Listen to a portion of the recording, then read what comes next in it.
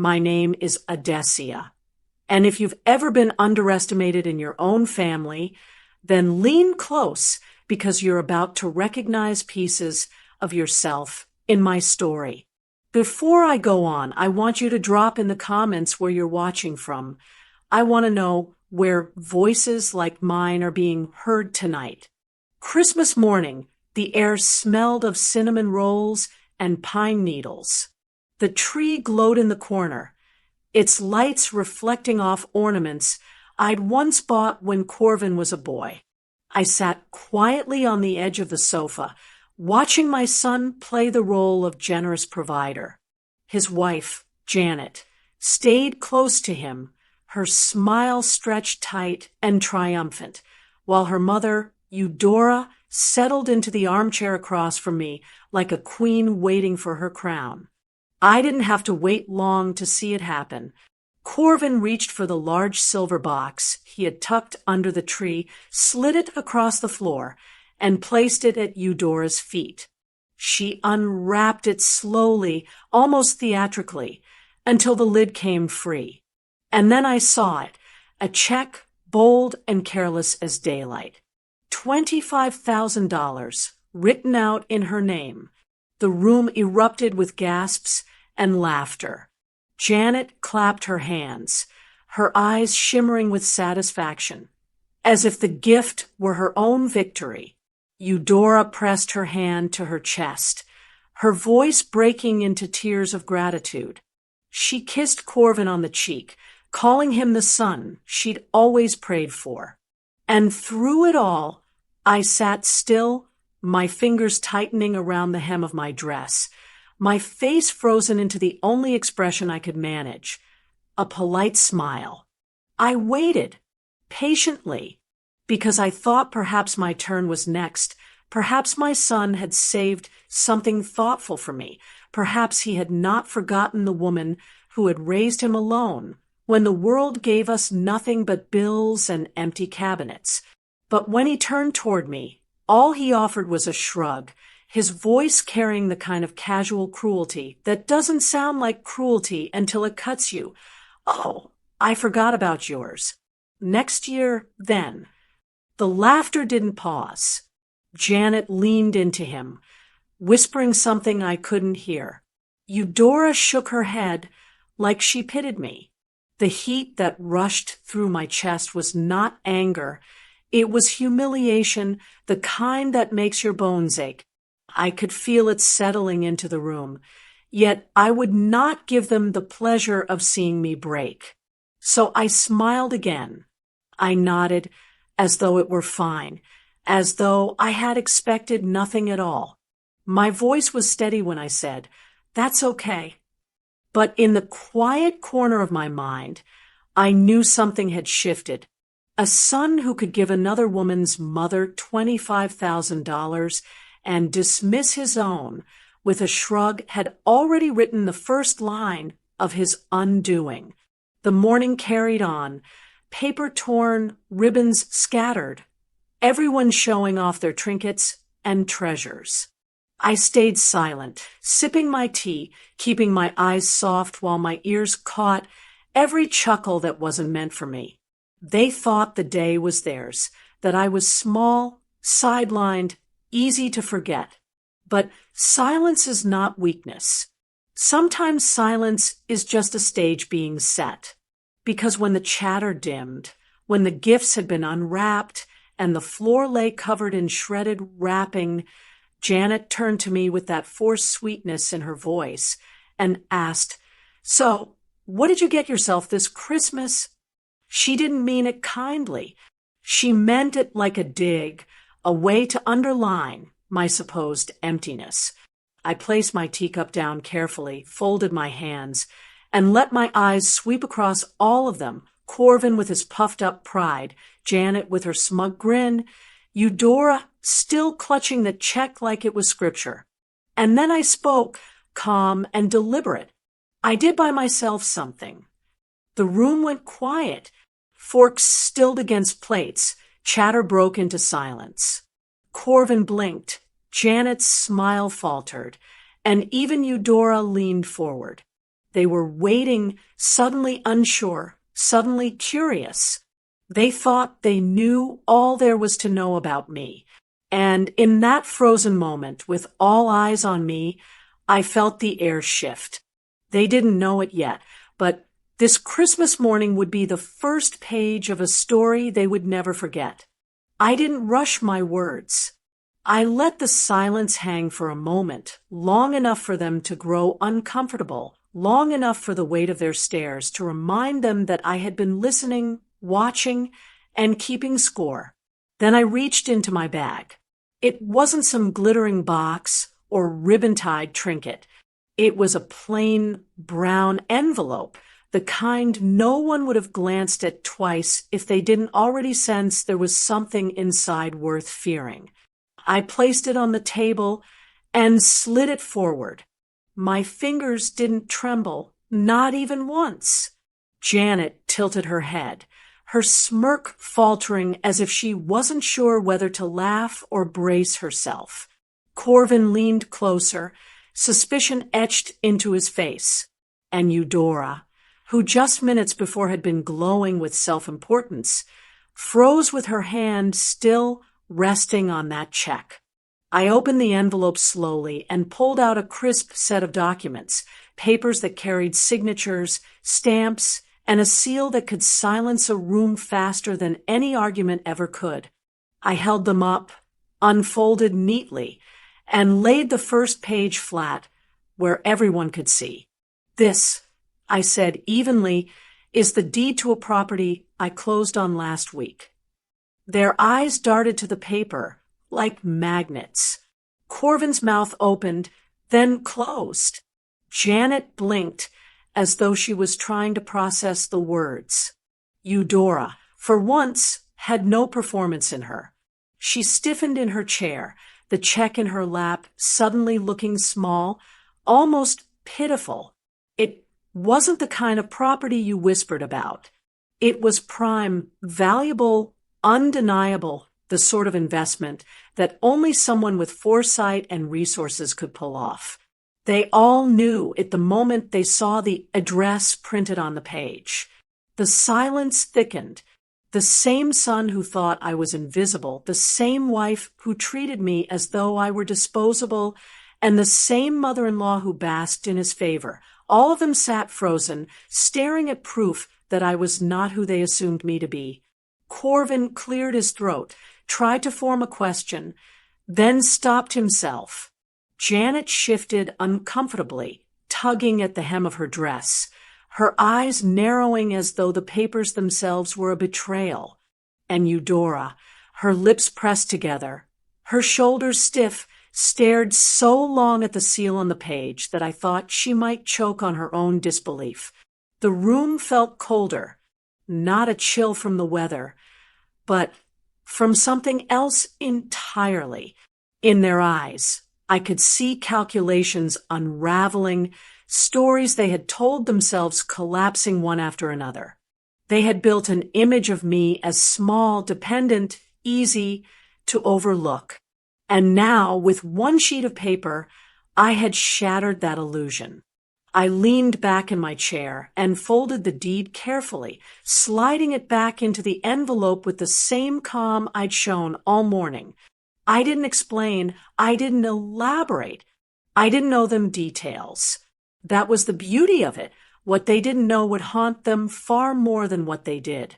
When I looked up again, I saw it clearly in their faces. Not pride, not joy, not even curiosity. What I saw was fear. Fear of what else I might be hiding. Fear of what other envelopes could be sitting quietly in my possession, waiting to rewrite every assumption they had ever made about me. And in that frozen silence, I understood something important. The deed itself was only the beginning. The real power wasn't in what I revealed that day. It was in what they suddenly realized I might never reveal until it was too late. When people looked at me, they saw modesty. They saw a woman who dressed simply, drove a car that never turned heads, and never flaunted a single thing. They thought that meant I had nothing, that I was surviving on scraps, grateful for whatever crumbs came my way.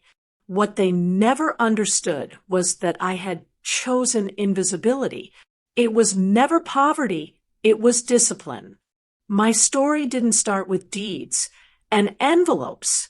It started decades back, when Corvin was still a boy and I was fighting to keep our heads above water. I worked 2 jobs, then one that paid the bills and one that built the foundation for something greater. I learned early that money could slip through your fingers like water if you weren't deliberate. So every dollar had a purpose. Some went to the essentials, some to the unexpected, but always a piece was set aside. At first it was small.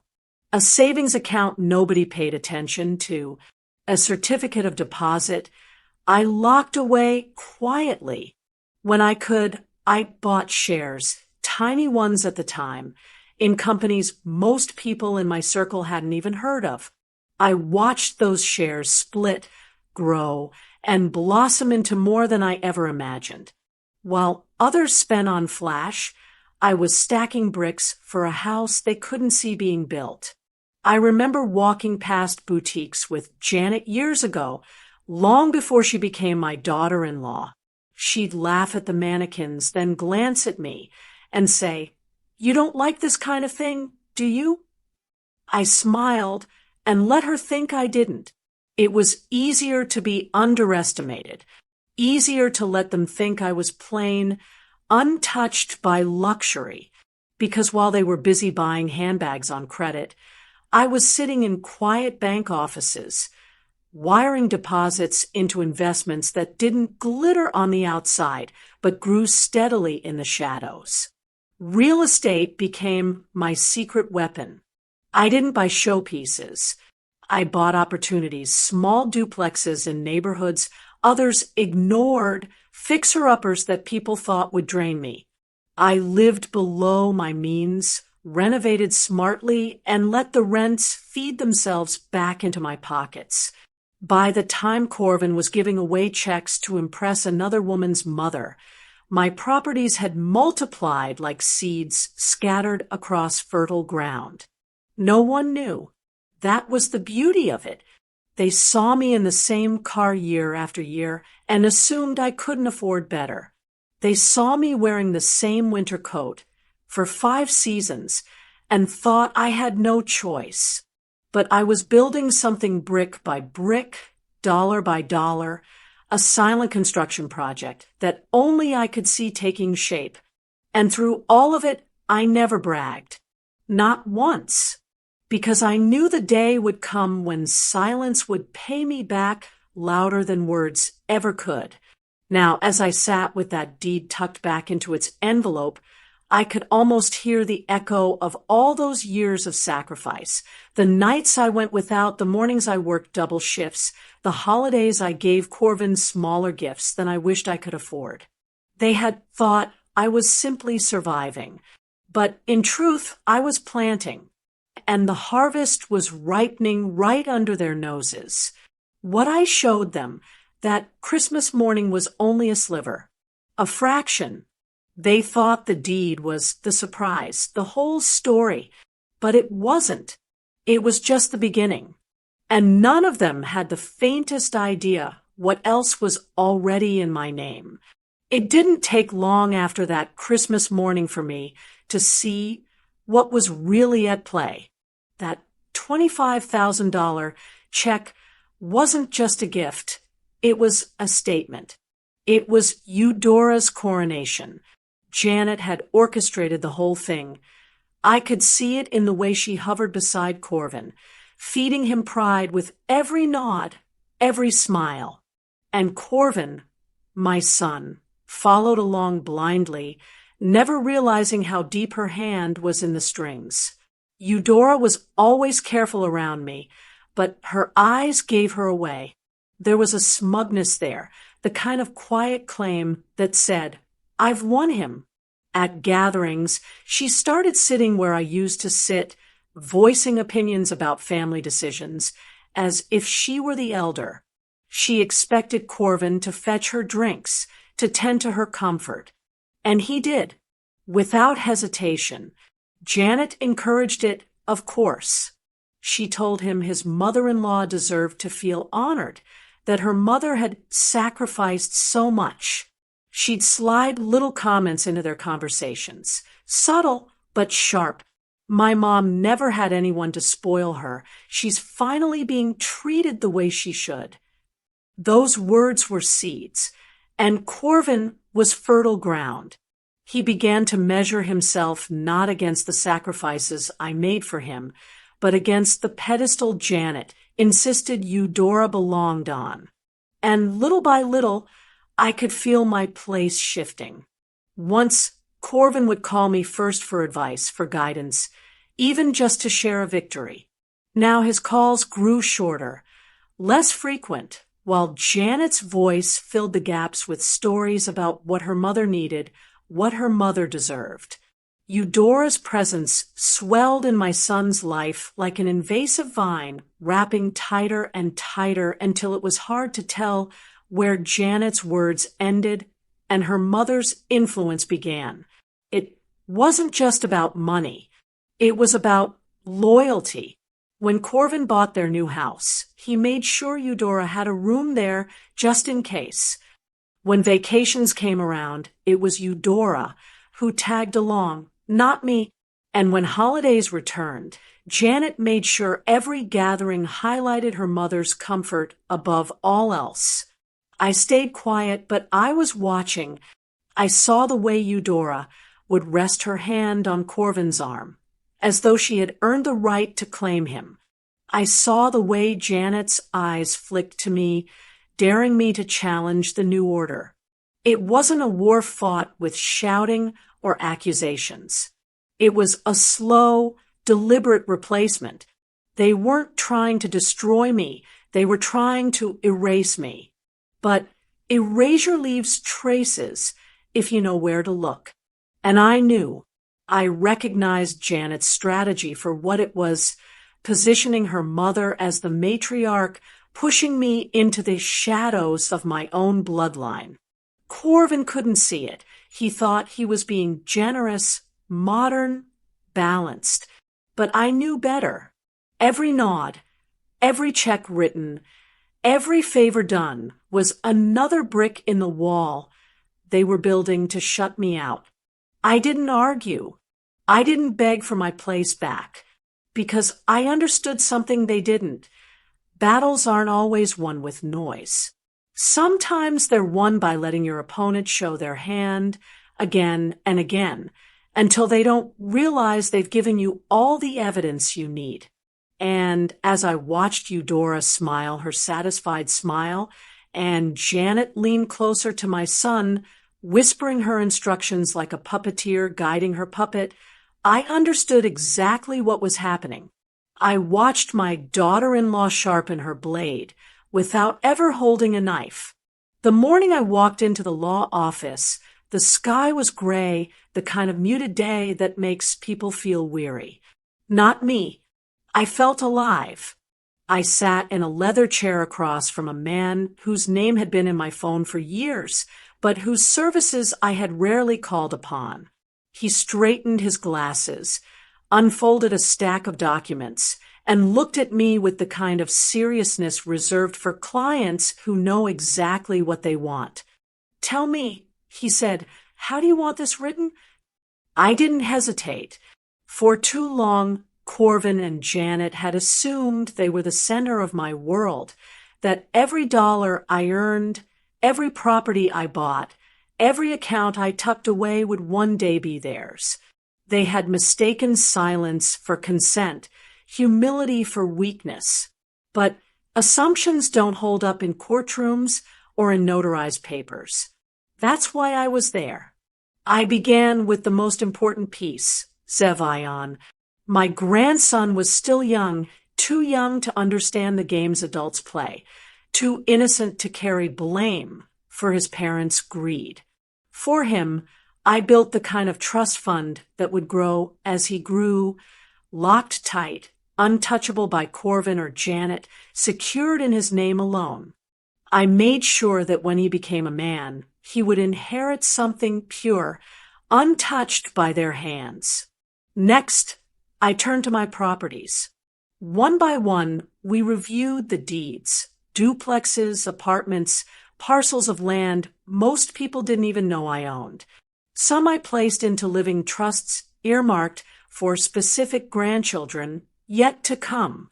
Others I transferred into charitable endowments, ensuring they would serve communities long after I was gone. I named scholarships after women in my family who had worked and sacrificed without applause, women whose legacies had never been properly honored. Then came the accounts, bank accounts, investment portfolios, dividends, all mapped out, all reallocated. Some were locked with stipulations that would outlive me. Others shifted into entities designed to keep them away from greedy hands. Every clause, every line, every signature was another brick in a fortress I was quietly building around my life's work. Corvin and Janet's names, once central, once assumed, slid lower and lower on the pages until they disappeared altogether. In their place were grandchildren, community foundations, and protections against contestation. The lawyer explained each section carefully, but I barely needed the words. I knew exactly what I was doing. I wasn't just moving numbers on paper. I was rewriting the story of my legacy. I thought of Janet's smirk at Christmas, the way she leaned into Corvin, the way Eudora accepted that check like it was proof of her supremacy. I thought of Corvin's shrug, his careless promise of next year, as though my worth could be postponed. And as the lawyer slid each document forward for my signature, I pressed the pen firmly to paper, erasing their assumptions with every stroke. The office was quiet except for the scratch of my pen and the shuffle of papers. By the time I leaned back, an entire life had been restructured. What they thought belonged to them no longer did. What they thought was secure had been dismantled, reassembled, and sealed in ways they would never anticipate. When the final document was signed, the lawyer gathered the pages, stacked them neatly, and tapped the pile twice against the desk. Then he looked at me over the rim of his glasses, his expression steady, but with the faintest shadow of a smile. Once these signatures dry, he said, "There's no one doing this." And I smiled back because that was exactly what I came for. Zevian's birthday fell on a bright Saturday afternoon, the kind of day where balloons filled the yard and children's laughter floated through the air like music. Janet had gone all out, of course. Streamers in the trees, a cake stacked with 3 tiers, photographers snapping pictures as if the event were a magazine spread. Eudora sat front and center, as though she were the guest of honor instead of a boy turning 6. Corvin played the proud father, carrying boxes, clapping along, pretending not to notice how his wife directed the entire production like a stage play. When it came time for gifts, the pile was mountainous, shiny boxes wrapped in blues and silvers, toys that flashed and beeped, clothes tagged with expensive names. Janet announced each one loudly, making sure credit was given where it was due. My gift, tucked in a plain envelope, almost looked out of place among the excess. But I didn't mind. That was the point. When my turn came, I stepped forward and handed the envelope directly to Zevian. He tore at it clumsily, expecting a toy or ticket, something to make his friends cheer. Instead, he pulled out 2 documents. One, a government-backed savings bond. The other, a letter of guarantee, notarized with his name in bold print. His small brow furrowed as he tried to make sense of it. Janet's laugh rang out sharp. "Oh, it's paperwork." She glanced around at the guests, as if inviting them to join in her dismissal. Not exactly a child's gift, but thoughtful, I suppose. She leaned closer to Corvin, whispering something I didn't catch, but I didn't need to. I could see the mockery in her eyes. But Corvin didn't laugh. He leaned in, studying the letter, his expression shifting. The guarantee outlined not just the bond, but an account it was tied to, an account designed to grow quietly, exponentially, until Zevion was ready for college, for a first home, for independence. It wasn't flashy, but it was permanent. It was security. And in that moment, Corvin's smile faltered. I caught the flicker in his eyes, the recognition, the realization that what I had handed his son wasn't a token. It was a seed. And seeds grow. He knew me well enough to understand that if I had planted one, there were more. Janet brushed it off quickly, steering attention back to the stack of toys, clapping loudly when Zevion opened a remote control car from one of her cousins. The guests cheered, cameras clicked, and the moment seemed swallowed by noise. But not for Corvin. He kept glancing back at the papers in his son's hands, his forehead creasing, his lips tightening. When the party wound down and the crowd thinned, I caught him standing near the fence, the envelope folded in his hand. His eyes found mine, not with the easy arrogance he'd carried at Christmas, but with something else, something closer to unease. He walked over slowly, his voice low enough that Janet couldn't hear. "Mom," he said, his words careful, his tone searching, "how many of those do you have?" Not long after Zevion's birthday, Corvin and Janet announced they were moving into a new house. Bigger, grander, complete with a chandelier in the foyer and a 3-car garage they could barely fill. Janet showed me pictures on her phone, as if daring me to envy her, marble counters, a backyard pool, rooms large enough to echo when you spoke.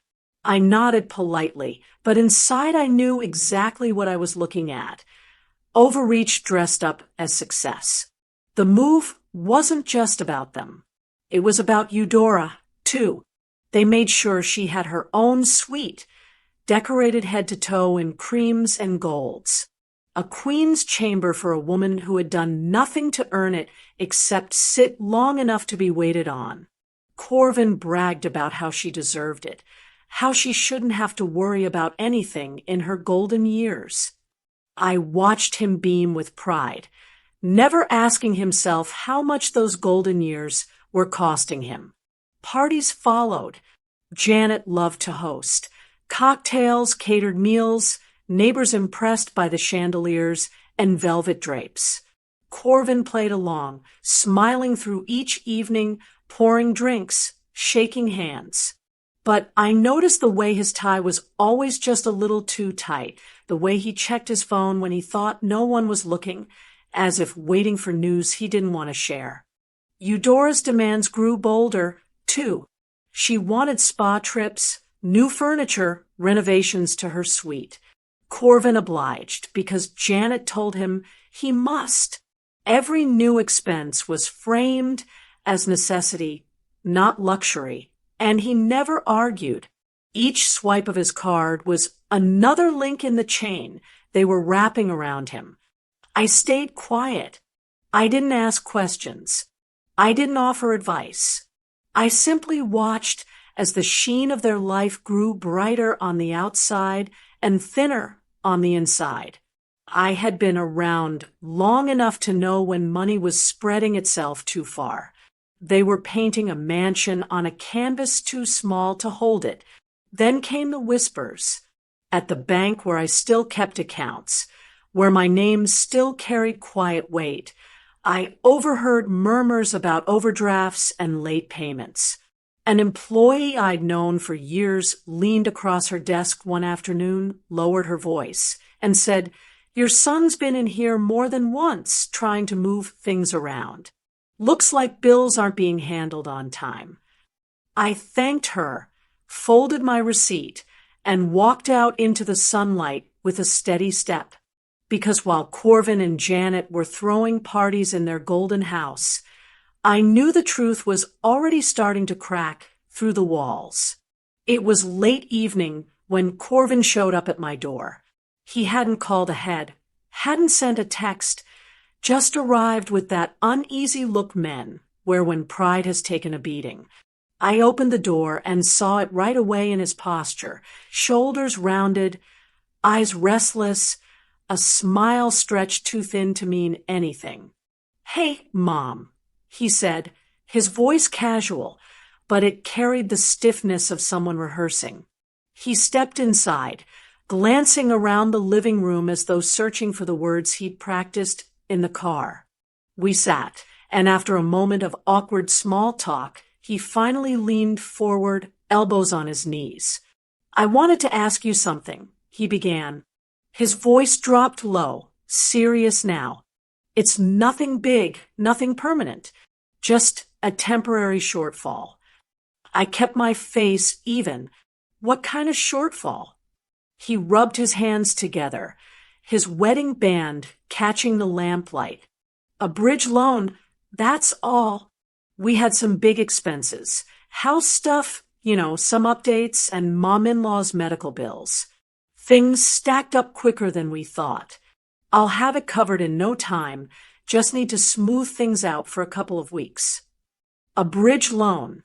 That's what he called it, as though his need could be dressed up in financial jargon, made palatable with the right phrasing. I listened, nodding occasionally, my hands folded in my lap. But in my chest, another memory stirred, the sound of his voice at Christmas, light and careless as he told me, "Oh, I forgot about yours. Next year then." He had not forgotten his mother-in-law that day. He had not forgotten her worth, her place. He had only forgotten me. And now, months later, when the shine had dulled and the cracks had widened, he had suddenly remembered where I lived. I smiled faintly, letting a pause stretch between us before I answered. "I'm sorry, Corvin. I don't have anything available right now." He blinked, caught off guard. "Nothing? Not even a little, just to tide us over." I shook my head slowly. "Nothing." The silence that followed was heavy. His jaw tightened. His eyes flickered with frustration, but he tried to swallow it down, tried to mask it with another strained smile. He pushed back in his chair, nodding as though he understood, but I could hear it, the shift in his tone, the subtle crack in the son, who once believed I would always rescue him. That was the night I learned how desperation changes a son's tone. I didn't have to be in their house to know what was happening inside its walls. Word travels, and cracks never stay hidden for long. Janet's voice carried in whispers at gatherings, her smiles becoming sharper, her tone edged with impatience. What had once been paraded as their dream life was unraveling stitch by stitch. Eudora, who had once sat so proudly in that golden suite Corvin carved out for her, began to complain openly. She was used to the spa days, the new furniture, the steady flow of spending that made her feel like royalty. But the flow had slowed to a trickle. Her requests were met with hesitation, her luxuries delayed. She didn't take it quietly. She scolded Corvin like a boy who had failed his chores, reminding him of what she had been promised, what he had already given. Janet, caught between a mother who demanded and a husband who could no longer deliver, grew bitter. She snapped at Corvin in public, her disappointment no longer hidden behind polished smiles.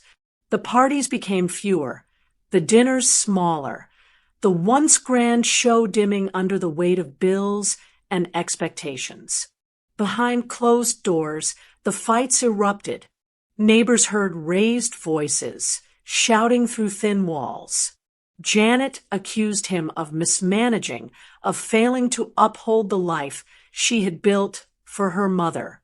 Eudora pressed harder, fanning the flames with her constant reminders of the money that had once flowed so easily. Corvin, exhausted and cornered, pushed back with excuses, with promises he could no longer keep. And through it all, I stayed silent. I didn't interfere, didn't step forward to soothe or mediate. I knew better. I had seen this pattern before. The moment when pride turns into pressure, when generosity morphs into burden. Corvin had built this throne for Eudora with his own hands, and now it was crushing him. I thought back to that Christmas morning, to the check he wrote so boldly, the applause that crowned Eudora as if she were queen of the family. How quickly that crown had tarnished. How quickly it had become heavy. The same $25,000 that once crowned Eudora queen now turned into the rope that tied Corvin's neck. It was a Tuesday afternoon when I walked into the bank, a place I'd been visiting for decades. The air smelled faintly of polished wood and printer ink, the same as it always had. I wasn't there for anything urgent, just routine paperwork on one of my accounts. But sometimes life has a way of placing the truth in your path when you least expect it. Behind the counter was an old acquaintance, someone who had known me long enough to recognize the difference between casual small talk and a quiet warning. She processed my paperwork, then paused, her eyes flicking around the lobby to make sure no one else was listening. With a slight tilt of her head, she motioned for me to step aside. "I probably shouldn't say this," she whispered, lowering her voice as she slid a manila folder from beneath the desk. "But you need to see it." I opened the folder carefully. Inside were documents tied to Corvin's name, loan papers, co-signatures, mortgage statements. My eyes scanned the numbers, and each line told a story louder than words ever could. Corvin had borrowed heavily against the very house he bragged about, draining equity faster than he could replenish it. The signatures showed he had tied himself to loans for Janet's family as well, risky debts that had nothing to do with him, but everything to do with pleasing them. He had become a guarantor for promises that weren't his to make, sinking himself deeper into obligations that only benefited others. Each page was another brick in the load pressing down on him. I felt no satisfaction as I read, only clarity. This was the cost of the choices he'd made, the house they flaunted, the lifestyle they displayed, the power they thought they held. It was all mortgaged on borrowed time. My acquaintance closed the folder quickly, tucking it back into her drawer before anyone noticed. "You didn't get this from me?" she murmured. I gave her a nod of thanks, my face calm, though inside I knew I had just been handed proof of what I had already suspected. When I stepped back outside, the sun was bright, too bright for the storm that was clearly brewing in Corvin's world. People passed me on the street, unaware that I carried knowledge heavy enough to topple illusions. They thought the walls were strong, but I was already standing in the cracks. It was different the second time. Corvin didn't try to dress it up with polite phrases or financial jargon. He didn't call it a shortfall or a bridge loan. He came to me stripped of pretense, the weight of his troubles dragging behind him like chains he couldn't hide anymore. When I opened the door, I saw it immediately, his shoulders slumped, his clothes less pressed, his face drawn tight. He didn't wait for pleasantries. He walked straight to the dining table and sat down heavily, as though his legs had given out from the burden he carried. "Mom," he began, his voice low, "I need help. Real help." I sat across from him, folding my hands, waiting. He took a deep breath and pushed the words out. It's not a few hundred or even a couple thousand. I'm drowning. I need something substantial. I wouldn't ask if I had anywhere else to go. For a moment, I let the silence stretch. I wanted to see his face, to watch how desperation reshaped him. His eyes wouldn't quite meet mine. They flickered toward the window, the table, the floor, anywhere but directly at me. How much are we talking about? I asked. He hesitated, then said the number. It was staggering, enough to clear debts that should never have been his to begin with, debts he'd carried for Janet's family, for Eudora's comfort, for appearances that had long since crumbled. I nodded slowly, my face neutral. Inside, I knew the truth. I could have written a check for twice that amount without blinking. My accounts, my properties, my bonds, all quietly secure, all far beyond what Corvin imagined. But that wasn't the point. I don't have anything available, I told him evenly. His head snapped up, eyes wide, searching my face for any sign of bluff. Nothing? You can't do anything? I shook my head once. Nothing. The room went quiet, so quiet I could hear the hum of the refrigerator, the tick of the clock on the wall. Corvin leaned back in his chair, his lips pressed tight, his jaw working as though he was biting back words he wanted to spill. For a long while, he said nothing at all. And that silence told me everything. His silence after I refused was the loudest sound I'd ever heard. The unraveling wasn't quiet anymore. It spilled out of their house, loud enough for the whole family to hear. Janet had always been careful with her image, careful to smile in public even when her eyes were sharp in private. But that mask slipped. She stopped pretending. She packed bags one evening and stormed out with Zevion at her side, her voice echoing through the neighborhood as she hurled accusations. You can't provide. You can't keep up. I didn't marry you to live like this. Corvin tried to follow her to the car, but she shoved the door shut, her face hard with disgust. Neighbors watched from their porches, the perfect picture of a man stripped bare in front of his audience. Janet didn't go far. She moved back in with Eudora temporarily. That alone was insult enough, but she didn't stop there. She filled her mother's kitchen with complaints, tearing into Corvin with every breath. He promised me stability. He promised my mother comfort. Look at us now. Eudora absorbed every word, storing them like ammunition, and she didn't keep them contained. She scolded Corvin openly, sometimes in front of family, sometimes even in front of friends who dropped by. You gave me expectations, she told him flatly, and you failed every single one. The man who once strutted with pride, who once held his chest high while handing Eudora checks and promises, now stood like a boy again, chastised and cornered. His voice lost its firmness. His shoulders lost their lift. His provider, role, his armor, his identity, was cracking in full view of everyone. And me, I didn't say a word. I sat quietly on my porch in the evenings, watering my plants, listening to the sound of their raised voices carrying across the air. I didn't intervene, didn't console, didn't criticize. My accounts grew, my properties appreciated, my bonds rolled over into more. The fortune I had built remained untouched, locked away safely while Corvin's world caved in on itself. It was the first time my son realized that respect bought with money can be repossessed just as quickly. I scheduled the meeting in the same downtown office where I had first sat months earlier.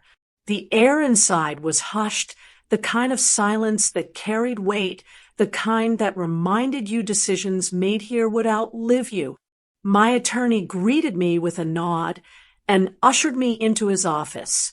A thick folder sat on the polished desk, neatly bound, its contents already prepared for my review. He opened it slowly, page by page, explaining every detail with deliberate care. My name appeared at the top of every document, but the names that followed told the real story. Zivian's future was secured in black and white, a trust that would mature with him, structured to grow larger with every passing year. His education, his first home, his independence, all covered in ways he wouldn't even understand until the day came to claim them. Beyond that, charitable endowments were set aside, each one tied to causes I had chosen deliberately, programs for women like me who had started with nothing, scholarships for children whose futures were often written off before they had a chance. Every line of text carved my legacy into something lasting, something permanent. And then came the section Corvin, and Janet would never see coming. Their names, once assumed to be etched into every corner of my estate, had been erased. Not reduced, not limited, erased.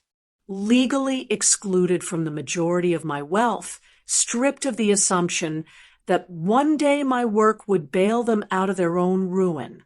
The attorney looked up from the pages, his voice steady but firm. This is airtight. No contest, no loopholes. Once this is filed, no one can undo it. I sat back in my chair, my hands resting lightly on the table as I listened to the words. He didn't need to tell me the significance. I already knew.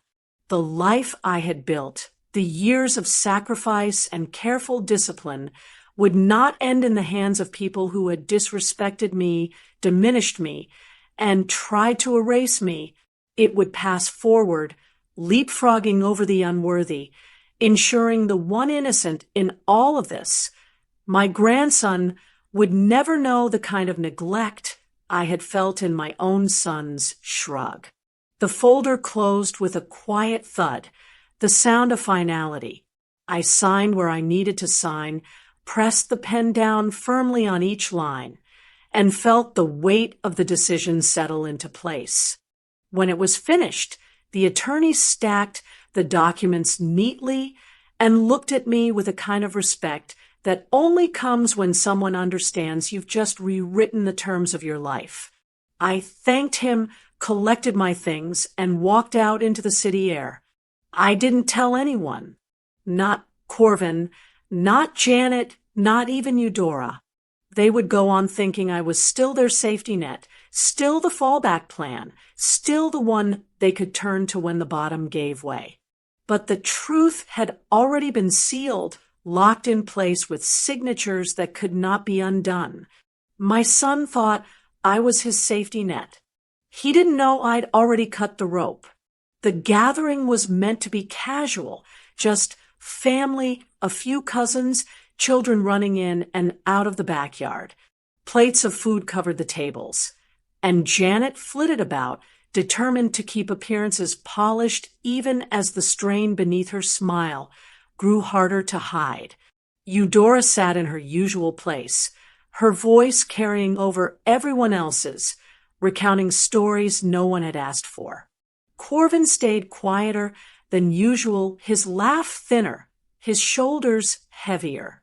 I had chosen this day carefully, surrounded by family, with ears ready to hear and eyes ready to watch. I knew the impact would land exactly where it needed to. When the time was right, I stood, holding a single envelope in my hand, not flashy, not gilded, but weighted with meaning. Conversations dimmed as I cleared my throat. I wanted to share something today. I began. My voice was steady, calm, but deliberate. I opened the envelope and drew out a letter embossed with the seal of a local foundation. I've made a donation, a substantial one, to establish a scholarship fund in my name. It will support young women pursuing education, the kind of opportunities one had to fight for alone. The room shifted. Conversations stopped. Children were hushed. The words settled into the air like a stone thrown into still water, ripples moving outward. I continued, unfolding the letter so everyone could see. The scholarship will carry my name permanently etched into its legacy. It will outlive me, and it will outlive all of us. The silence was sharp, heavy. Janet's face froze mid-smile, her eyes darting to Corvin with panic she couldn't disguise. Eudora's lips tightened, her body stiff in her chair. The check she once held so proudly, now a memory made bitter by comparison. Corvin said nothing, but I saw the truth land on him like a weight he couldn't shrug off. He realized in that moment that the inheritance he had banked on was gone. Not reduced, not delayed, but redirected into a future that no longer had his name attached to it. Around us, cousins whispered, impressed, some even clapping softly, recognizing the magnitude of what had just been announced. But the ones who mattered, the ones who had counted on me being their safety net, sat paralyzed. Janet lowered her gaze, her cheeks burning. Eudora's hand twitched as though she wanted to speak, but couldn't find the words. And Corvin, he just sat still, his fork resting untouched on his plate, his silence speaking volumes louder than anything he might have said. I looked around the room at all their faces and let the quiet stretch. Then I slid the letter back into its envelope and placed it gently on the table. The freeze I saw in their eyes that day was colder than the one on Christmas morning. I've lived long enough to understand that time reveals everything. Pride fades, facades crumble, and the truth always finds its way to the surface. I didn't need to shout, I didn't need to demand, and I didn't need to beg anyone to see my worth. All I had to do was keep building, keep moving, and wait. Corvin thought he could measure my value in forgotten gifts, in shrugs that cut deeper than he ever realized. Janet thought she could erase me by elevating her mother. And Eudora thought one check made her queen. But the truth is, they were playing at power while I was securing it. Piece by piece, signature by signature, I carved out a legacy that couldn't be undone. And now, as I look back over everything, the property deeds, the trusts, the scholarships, the foundations carrying my name, I see it clearly. I didn't just protect myself. I ensured that the respect they denied me would be written into the future, impossible to erase. So let me leave you with the words that began it all, the words that marked the turning point in this story. My son gave his mother-in-law a $25,000 gift for Christmas and gave me nothing. Oh, I forgot about yours. Next year then. I smiled, that's okay. When I showed them what I got myself, they all froze. That moment was more than humiliation. It was the spark. The freeze in their eyes that morning became the fire that lit my resolve. And in the end, it wasn't noise. It wasn't spectacle. It was the quiet certainty that everything I built would stand, and they would have no place in it. This is my last word. I was never empty. I was never forgotten. I was simply waiting for the day when the truth would silence them more than I ever could.